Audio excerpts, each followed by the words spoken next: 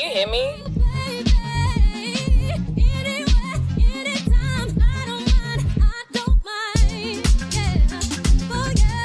I'm back. Did I ever leave? Yeah, I did kind of leave for a minute. Hey guys, I'm back, and I'm back with a Q&A that actually kind of failed. I asked people on Instagram. Where else did I ask? Instagram and Snapchat if they could send questions to my Not Gonna Lie, and not gonna lie, they flopped. So we're picking the best of a bad bunch and seeing what we get from it. I've done a lot in the time that I've been away. I think I've been away for just under 2 years. Let me check. Don't hold me to it. My last video was 2 years ago. That's a madness. In my defense, in that time, I have graduated, been accepted for a master's program, suffered serious heartbreak time and time again this year. How many countries have I done in the 2 years that I was away? Turkey, the Netherlands, Greece, and Morocco. That makes 4.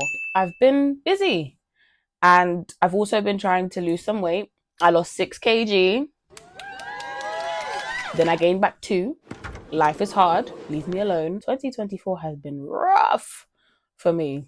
So what are we covering? Where I've been a little bit, some facts about me, what to expect from my channel coming up, and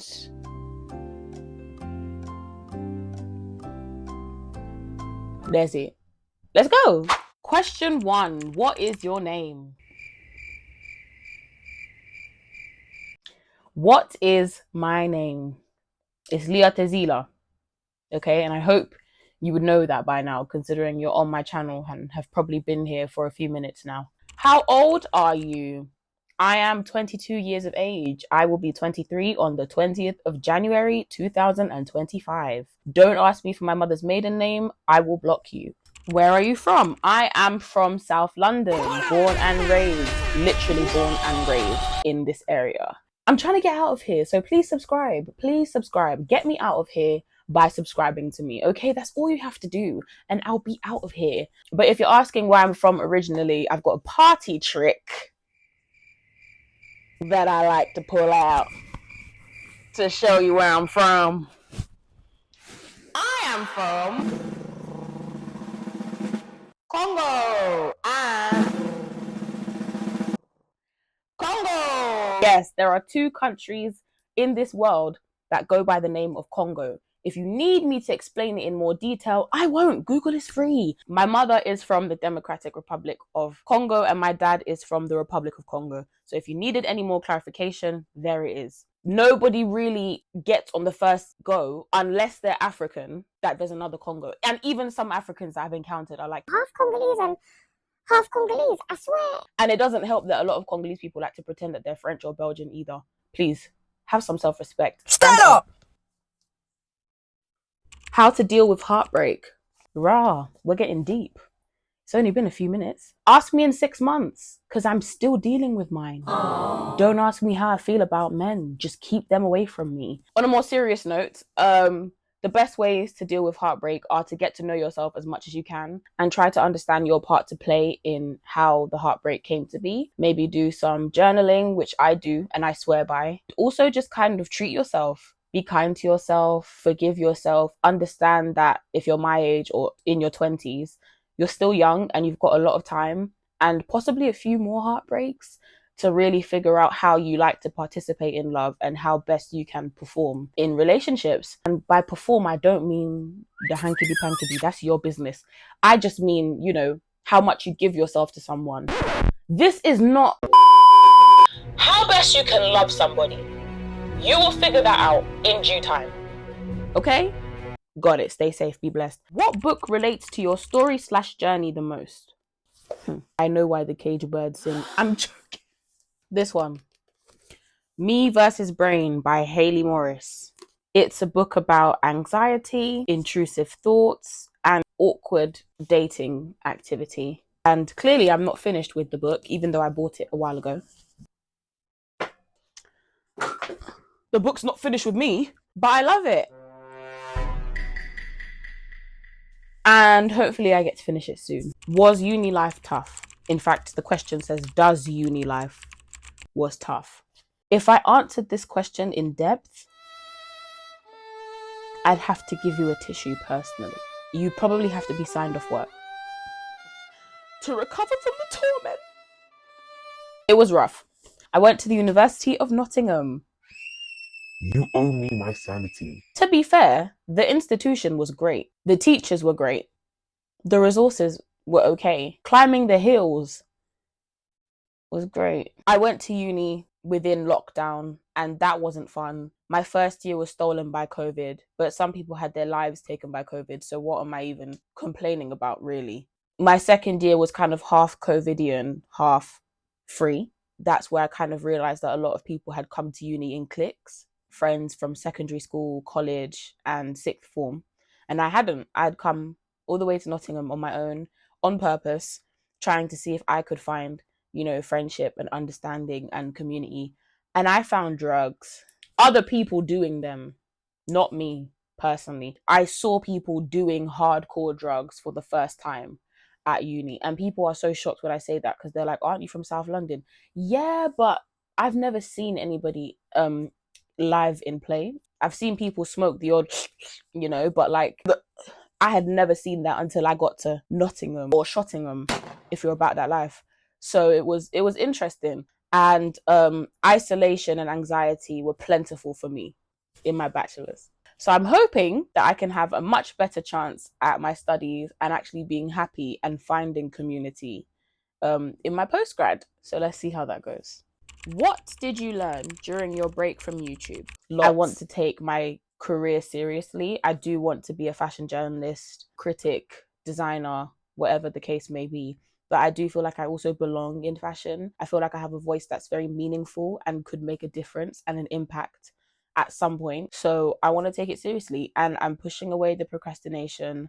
I'm pushing away the self-doubt. I'm finally giving myself a chance. I've got people behind me, as few as they may be, rallying in support of this. So in my break from YouTube, I realized that actually I was meant to be here. And the money, let me tell you something. I've heard good things about the YouTube checks, okay? I want that Benz. Subscribe. I want my Benz. Advice, ways to better physical and mental health. The gym, babe.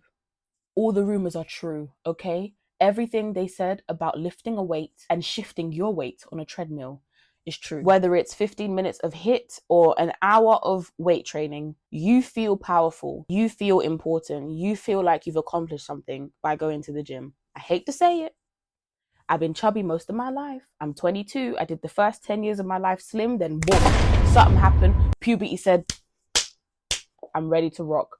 And all I've ever done is gain weight since, okay? So I've spent exactly down the middle, half of my lifetime being a slim child and the other half being an overweight giraffe. And I feel like what they said about going to the gym to better your mental and physical health is true. It's exercise in general. And if you feel like the gym isn't the place where you can perform the best, stop saying that. If you don't feel like the gym is your zone, do some exercising at home. Might make that a jingle. Might have to coin that. Put on a little video, my whatchamacallit. I do that and that's it. Still accomplished, still did something. I could have just stayed in bed and scratched my ass. So yeah, that's my advice. Next question. Biggest achievement that you've made still being here in 2024? Well, in terms of my career, I have assisted at 2 Fashion Week shows. I know there are people out there that are like, bruv, I've done like 6 in one Fashion Week. You need to behave. But I did them on my own. I did Paris Fashion Week completely independently. I reached out to the designers team and asked if I could assist, and then I was in Paris. And then I did London Fashion Week, courtesy of a dear friend of mine who works for a company that was assisting the designer. I asked if I could help. She asked her managers if I could help. They said yes, that was it. So as someone who's come from nothing in the fashion industry to now, have connections, I think, at least for the start of my career, I'd say those are quite big achievements. I've also been published, but that was at school. I wrote a few poetry pieces that got put in anthologies, and that was quite big at the time. When I was young, I felt like I had done something major, but I'm not used to celebrating things outside of academia. So at that time, it was like, wow, I've been published. This is amazing. And I was published in primary school for a poem that was probably booty, but it was good when I was 7. I actually do want to be published again for some work that I can say I'm proud of as an adult. Not that I'm not proud of my old work, but you get what I mean. maybe a poem anthology. That'd be good. So yeah, let's see what happens. That was so wholesome. I've shocked myself. Have you gained any great opportunities after graduating? None that weren't off my own back. No. That's just the truth. I did a bachelor's in English, and so far that hasn't gotten me anywhere. But that's also because I'm not really looking for that to get me anywhere, because I'm doing my master's. So I'm focusing on achieving my dream. And, if I don't end up being a mega famous, successful journalist, critic, designer, content creator, then boy, man's going to be teaching in a private school, innit? Do you know what I mean? And then I can say I have gained great opportunities after graduating. Next question. What is a fashion moment from your childhood that made you feel amazing? Without a doubt, Cultural Day. Culture Day, without a doubt. Going into my primary school in Southeast London that was predominantly African, but predominantly West African. And going in there as like the only Congolese girl in that school, I'm pretty sure, and being able to say, I've got my puta on, I've got this on, and then still being welcomed by other Africans, still being, engaged in what they had to say about their culture as well. Loved it. I loved dressing up. I loved having my mum make me something. I loved getting to wear something other than a uniform. You give £1, you get to wear your own jeans. At the start, when I was innocent, I was coming in my little African attire. By the time I got to year 11, brother, it was just a trackie and trainers. I don't know what to tell you.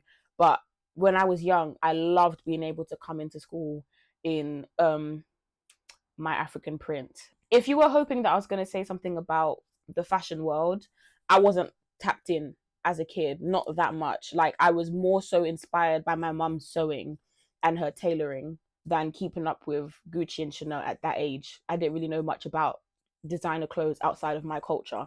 And if you know anything about Congolese people, you know that chances are I was surrounded by designer clothes anyway. I just wasn't keeping up with trends. So that's why I'm saying my favorite fashion moments are more personal than commercial. Has it always been fashion, or was there something else? Yes and no. Yes, because fashion's always been center stage for me in terms of my dreams. I knew that I wanted to talk about clothes and make clothes eventually. But it was also singing. I love singing. To this day, singing is one of the best things that I like to do. And it definitely helps with my mental health and my anxiety, and it calms me down. I'm all right.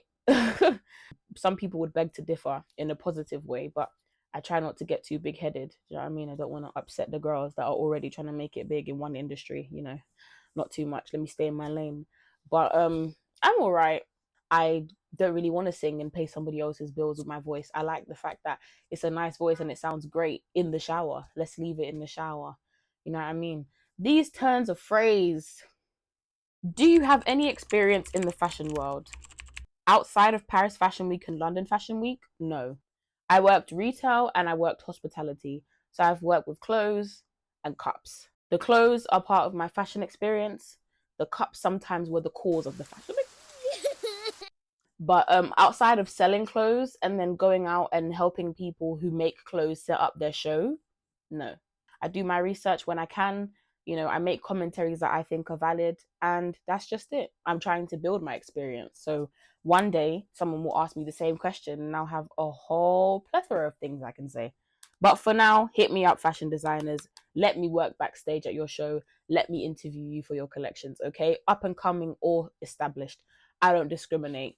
Any more good questions? Some of these questions are dumb. Look at this next question. Listen to this next question. Coked up Joe Biden versus ketted up David Attenborough. Who wins in a boxing match? Your mum. David, though. What is the first tangible thing you do when coming to create in fashion? Plan. Sometimes I write content scripts. Sometimes I just freestyle.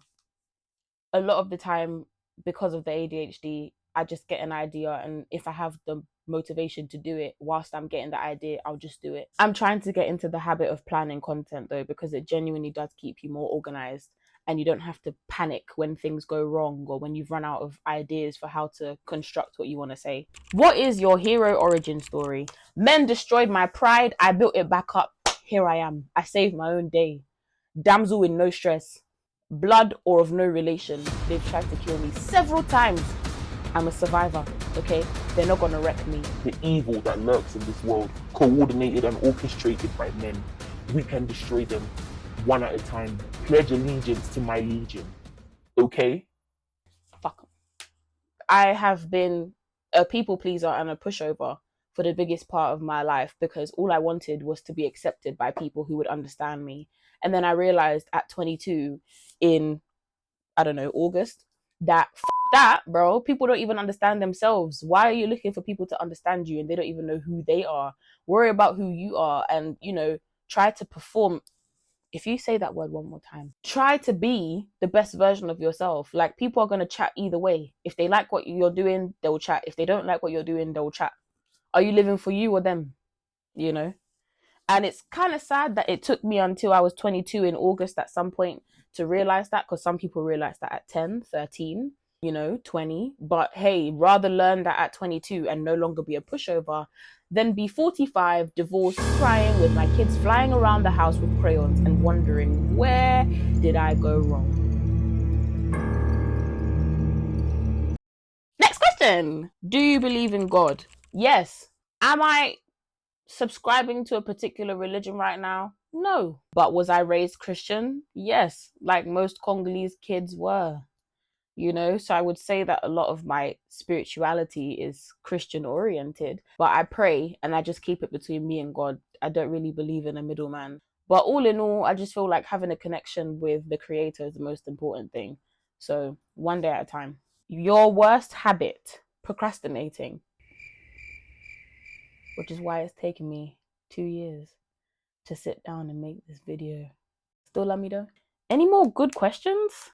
Just lots of questions about nonsense. How old do you want to be when you get married? I don't know. What are you waiting for? I don't know. Something amazing, I guess. How long does it take to find somebody worth marrying? The fuck? How many kids do you want to have? However many my body allows me to. You know, like 2, 17.